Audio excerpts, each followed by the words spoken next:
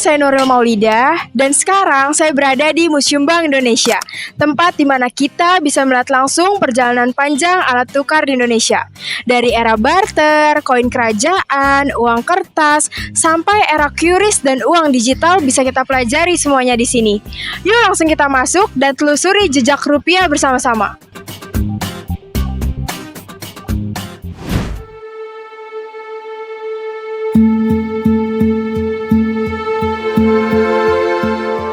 Sebelum uang mengisi dompet, layar ponsel, dan mesin ATM, manusia menukar garam dengan beras, kain dengan rempah. Inilah jejak panjang alat tukar, perjalanan nilai dari benda ke angka. Ini adalah kisah tentang rupiah dan segala bentuknya sebelum kita mengenalnya. Sebelum uang seperti yang kita kenal sekarang, masyarakat dulu pakai benda-benda sebagai alat tukar, seperti kerang, berbagai rempah, bahkan garam untuk bertransaksi. Unik banget ya, semua ini tergantung kompromi dan nilai yang disepakati bersama. Untuk sistem barter di Nusantara itu udah terkenal cukup lama ya, tapi dalam konteksnya tuh tiap daerah punya keunikan masing-masing.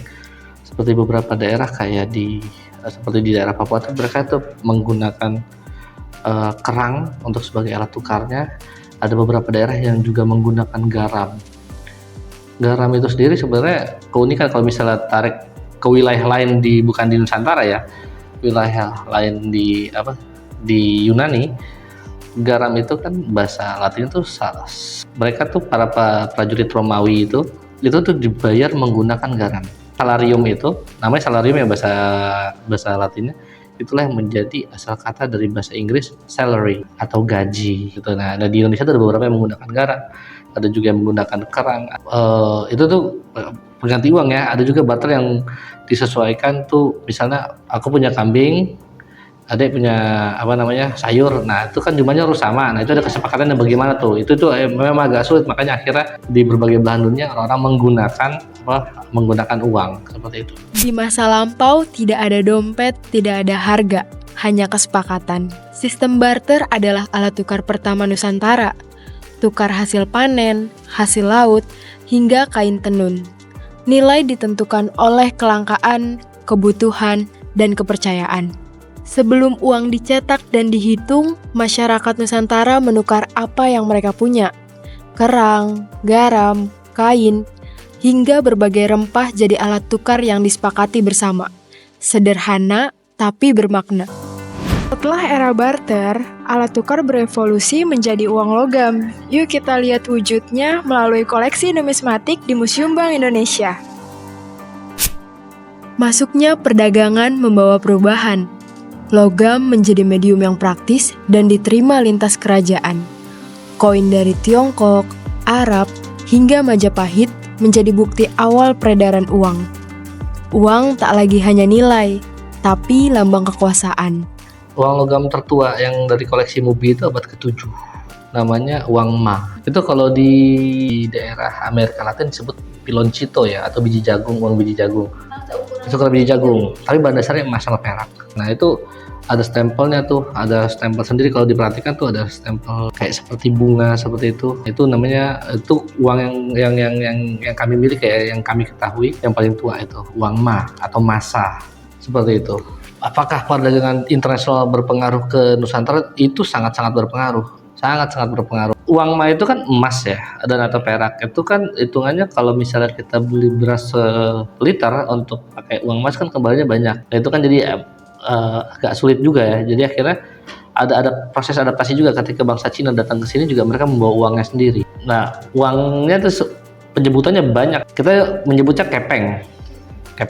Tapi ada yang nyebutnya kasha, Melayu kalau salah kasha, waktu itu kaiksa, orang Inggris nyebutnya keshi segala macam. Uangnya juga berornamen tulisan Chinese. Mereka tuh mengimpor uang-uangnya ke sini, dan bahkan banyak yang mengimpor tuh biasanya pedagang-pedagang Cina juga. Nah itu bisa buat recehan. Cuman sayangnya bahannya tuh nggak banyak, bahannya hitungannya kurang bagus, jadi cepat hancur juga. Karat segala macam atau nempel. Bahan metalnya tuh kurang. Biasanya bahannya dari timah atau timbal seperti itu. Nah itu kembali ke uang Cina tadi, karena masyarakat kayak di Majapahit itu Akhirnya meskipun mereka menggunakan koin Cina, akhirnya mereka mengadaptasi koin tersebut menjadi gobok Majapahit. Gambarnya kan kalau yang koin-koin Cina itu kan gambar tulisan aksara Cina ya. Nah, orang Majapahit itu mengubahnya menjadi gambar-gambar wayang. Ada gambar Hanoman, ada yang macan kalau nggak salah, ada kerbau. Nah itu tapi nggak benar-benar dijadikan uang karena itu jadi alat untuk persembahan. Dan itu sampai sekarang masih digunakan di Bali. Ciri khas tertentu ya, banyak kerajaan yang meniru koin-koin Cina, ada yang juga membuat uangnya sendiri tapi tetap meniru ya. Itu adaptasi dari koin Cina.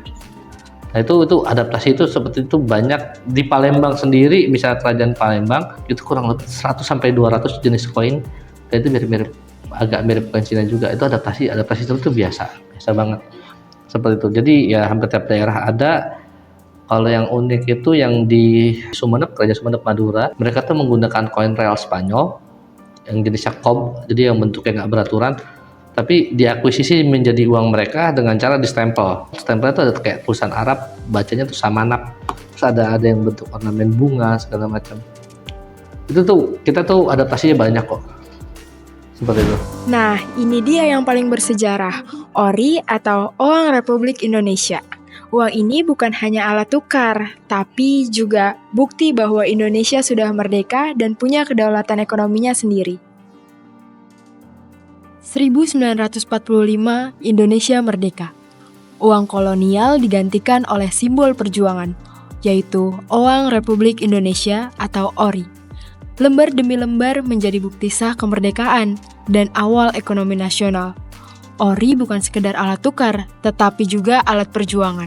Mengapa menjadi sangat penting? ORI itu dibuat dalam kondisi kita sebagai negara yang baru lahir itu sangat terdesak. Kita baru lahir sebagai negara. Nah, salah satu identitas bangsa merdeka itu adalah memiliki uangnya sendiri. Nah, ORI itu dibuat ketika tentara Nika akhirnya datang ke sini dan mereka sudah menyebarkan uang Nika. Nika itu Netherlands Indies Civil Administration. Jadi orang Belanda yang datang ke sini balik lagi, mereka membawa uangnya sendiri namanya uang Nika. Ketika Belanda berkuasa, mereka membawa uangnya juga, membawa dan membuat uangnya juga. Pas lagi VOC, mereka membawa namanya uang real Spanyol. Yang diedarkan di sini malah uang real Spanyol dan beberapa uang Belanda, misalnya uang doit atau duit, itu cikal bakal kata duit sekarang. Jadi VOC bawa uang sendiri, kemudian tahun 1828 berdiri yang namanya Diafase Bank. Diafase Bank itu bank sirkulasi. Ingat, itu bank sirkulasi bukan bank sentral. Jadi mereka bisa menerima tabungan dari orang-orang umum, tapi juga dapat hak untuk mencetak dan mengedarkan uang. Nah, DJB itulah cikal bakal dari Bank Indonesia. Diafase Bank mengedarkan uangnya juga, namanya uang Diafase Bank. Pemerintah tuh kemudian mencetak dan mengedarkan ORI, Uang Republik Indonesia, sebagai tanda kalau kita adalah bangsa merdeka. Dicetak negara atau percetakan Kanisius. Bisa ke situ. Cuman karena Belanda menyerang, akhirnya mereka membawa mesin cetaknya itu ke arah Jogja. Tapi selama perjalanan juga ada yang uang ORI itu ada yang dicetak di Malang, ada yang dicetak di Solo. Nah, mereka yang membawa uang mesin cetak tersebut, kalau ketahuan tentara Nika dibunuh, resikonya mati. Tapi karena ORI nggak bisa dicetak dan diedarkan di seluruh wilayah Indonesia, akhirnya pemerintah tahun 1947 itu memberikan hak kepada pemerintah daerah untuk mencetak dan mengedarkan uangnya sendiri. Makanya keluar namanya ORIDA. Uang Republik Daerah. ORIDA pertama itu di Banten, Januari 1947. Ada URIPS, ada banyak deh, ada bon kontan dan lain sebagainya. Tergantung daerah. Di Jawa juga ada. Untuk wilayah Kalimantan, Sulawesi dan Indonesia Timur lainnya itu saat itu masih uang Nika yang berkuasa. Nah itu repotnya. Tapi kan pusat kekuasaan di Jawa dan Sumatera saat itu. Nah itu kurang lebih di total ORIDA itu ada 120 simbol. Yang pertama kalau kalian perhatikan dari ORI itu selalu ada wajahnya Bung Karno. Bung Karno itu udah seperti simbol ya, simbol persatuan lah paling nggak, karena dia proklamator kan. Jadi kenapa akhirnya orang-orang mau itu karena mereka sangat menyayangi Presiden Soekarno. Mengakui. Nah itu ada gambar keris, ada gambar gunung, banyak simbol-simbol. Rata-rata simbolnya antara kekayaan atau kekayaan alam atau kekayaan budaya Indonesia, hampir pasti itu. Ornamen-ornamennya juga kayak ornamen yang ada di batik atau ornamen ada di wastra atau kain-kain tradisional itu selalu ada. Seperti itu. Setiap lembar rupiah punya cerita. Ada gambar pahlawan, budaya, bahkan rumah adat dan tarian daerah di dalamnya. Bukan sekedar nilai tukar, tapi juga identitas bangsa. Dari masa ke masa, rupiah tak berhenti berevolusi. Warna, tokoh, budaya, semua dipilih bukan hanya untuk indah, tetapi untuk membangun identitas dan keamanan. Setiap lembar rupiah membawa pesan tentang pahlawan, budaya, kekayaan alam, dan juga kepercayaan. Desain Indonesia gimana ya? Kalian harus tahu juga nih, pertama, sebelum tahun 1968 kita masih melanjutkan ada beberapa undang-undang ya yang dilanjutkan, undang-undang tentang pengedaran uang. Jadi pecahan 5 rupiah ke bawah yang cetak ada dan mengedarkan ada Kementerian Keuangan. Secara undang-undang tuh udah dibilang sebagai bank sentral tuh harusnya BI yang mencetak sebagai bank punya kekuasaan tunggal untuk mencetak mengedarkan itu, tapi baru bener-bener berubah tuh tahun 68, itu yang disebut era kesatuan moneter. Saat itu baru BI yang benar-benar punya hak seperti itu. Nah, perubahan desainnya dulu ya, ketika awal-awal tadi saya bilang ori kan kualitas gambarnya jelek segala macam. Nah, tahun 52 itu 52 pas KMB kan ada RIS, Republik Indonesia Serikat. Nah, itu uang tuh udah bagus karena sudah kerjasama salah dengan American Banknotes Company. Jadi perusahaan pencetakan uang. Jadi gambarnya tuh mirip seperti dolar tapi gambar wajah Soekarno. Nah, ketika BI pertama kali keluar itu uang seri kebudayaan. Jadi mengangkat tema kebudayaan di Indonesia, kayak sulur-sulur di kalau kalian suka melihat candi-candi atau apa itu kayak sulur-sulur ada ya kayak akar-akar seperti itu. Terus tadi saya bilang ada wastranya.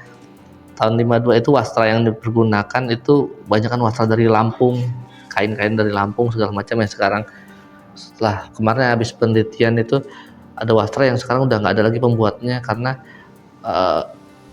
yang mengerti cara pembuatan wastra tersebut itu satu kampung yang dulu musnah karena tsunami. Jadi diabadikan lewat uang segala macam. Terus itu tema kebudayaan, terus tokoh-tokoh atau pahlawan-pahlawan itu selalu ada. Kebudayaan, kekayaan alam itu selalu ada sampai sekarang. Kekayaan alam, pahlawan itu selalu ada sampai sekarang. Dan itu selalu diolah karena kita kurang kaya apa sih?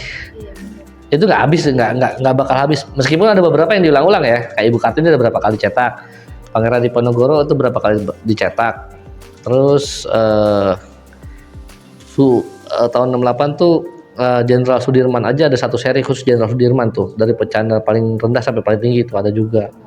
Jadi itu benar-benar pemilihannya tuh kurang lebih seperti itu. Penting sekali karena sebenarnya fitur keamanan itu udah ada dari era di fase bank. Era di fase bank aja kalau untuk uang kertas ya. Nah, kalau untuk uang logam ya oke lah, dari era kayak uang real Spanyol dan sebagainya. Real Spanyol dulu ada fitur keamanan juga. Fitur keamanannya itu adalah ukuran, diameter, ukiran, dan juga berat. Kita tuh tahu beratnya itu misalnya kan bahan dasarnya perak, beratnya tuh 15 gram misalnya. Jadi di semua syarat 15 gram semua. Kalau dipalsukan antara lebih rendah atau lebih tinggi, tapi kayaknya lebih tinggi nggak mungkin dah, karena rugi kan. Berarti lebih rendah di bawah itu. Nah, era di fase bank ketika ada uang kertas, yang pertama digunakan tuh fitur pengaman tuh misalnya kayak ukirannya nggak mudah ditiru, gambarnya itu nggak mudah ditiru. Satu, terus kedua nanti ada namanya nomor seri, kemudian nanti ada intaglio tuh kayak bolak-balik, yang misalnya kita ini tuh bisa bolak-balik itu ada intaglio. Terus juga ada watermark. Ya watermark kan kalau misalnya itu kan ada tanda air itu. Kalau dulu biasanya ada wajahnya Jan Pieter Zoon tuh ada wajahnya juga tuh. Terus nomor seri yang pasti ya. Warna sendiri itu juga bisa menjadi fitur keamanan sebenarnya. Karena warnanya kan nggak umum biasanya pemilihan warnanya. Terus juga nomor seri, kalau belakangan kita kan ada UV segala macam. Terus banyak ada benang pengaman. Itu ya untuk tidak mudah dipalsukan. Terus tanda untuk teman-teman yang tunanetra itu kan dikasih kayak ketahuan lah dari ketika itu beberapa fitur keamanan juga supaya teman-teman kita yang tunanetra nggak ditipu orang lah, karena banyak banget orang-orang jahat seperti itu. 50.000 di banknya 50.000 padahal duitnya 5.000 segala macam, jahat kayak gitu kan. Itu penting untuk perkembangan dunia modern sampai sekarang, karena akan selalu ada orang yang berupaya memasukkan uang seperti itu. Nah ini sebenarnya ada satu divisi khusus yang lebih berhak menjawab ya, tapi ini secara pengetahuan saja, secara garis besar. Yang pasti kalau misalnya kita perhatikan uang-uang yang dicetak dan diedarkan di BI itu, yang pertama gambar pahlawan atau tokoh, terus kedua itu kekayaan alam, terus juga biasanya juga ada wastranya, ada ornamen batik atau kain seperti itu. Terus juga di beberapa slide terakhir ada bunganya, ada gambar bunga-bunga khas Indonesia, misalnya anggrek dan lain sebagainya, flora fauna seperti itu. Itu tuh udah pasti lah, itu pahlawan, kekayaan alam tuh dari flora fauna. Terus juga misalnya tarian, ada tarian daerah juga, ada rumah adat juga, ada kalau kekayaan alamnya tuh misalnya kayak Raja Ampat, seperti itu kan benar-benar identitas Indonesia ya. Itu dari yang saya tangkap tuh berusaha mengangkat semua itu promosi loh, promosi dengan cara yang sangat halus, karena ya ini salah satu tokoh insan film Indonesia, penari, pemain sinetron, pemain film. Dia itu selalu membawa uang Indonesia sebagai souvenir kalau ke luar negeri, karena identitasnya kan warnanya bagus ya. Nah itu ini nih dikenalkan ke luar negeri, kita punya ini, ada tarian, ada pahlawan segala macam, warnanya juga bagus. Jadi itu satu bentuk promosi budaya sebenarnya, uang seperti itu. Nggak kayak misalnya kalau uang Amerika membosankan ya, begitu aja. Nah kalau kita punya kekayaan alam yang sangat banyak, jadi tinggal apalagi yang bakal diangkat nih, kita nggak tahu kan. Kayak UPK 75 aja itu gambar anak-anaknya itu di kerajaan-kerajaan di Indonesia yang mungkin orang-orang ya, nggak semua orang dengar. Kayak yang di tengah, yang anak kecil tengah yang itu sekarang itu dari kerajaan Tidung di Kalimantan. Itu dari Indonesia Barat sampai Timur tuh kerajaan-kerajaan atau baju adat yang nggak semua orang sering lihat tuh ditampilkan di sana. Itu bentuk promosi budaya juga. Itu kan ngangkat pride sebagai tiap-tiap daerah ya. Oh, budaya kami ada di uang seperti itu, di rupiah. Itu senang sih sebenarnya. Dan BI itu mengangkat seperti itu. Kini rupiah tak selalu bisa digenggam. Di balik layar smartphone, Kris dan e-wallet mengubah cara kita bertransaksi. Transaksi pun bisa dilakukan tanpa menyentuh uang, tapi nilainya tetap sama, kepercayaan. Cepat, mudah, digital, namun tetap rupiah yang menjadi alat utama. Museum ini menjadi pengingat bahwa rupiah terus berevolusi, tanpa kehilangan akarnya.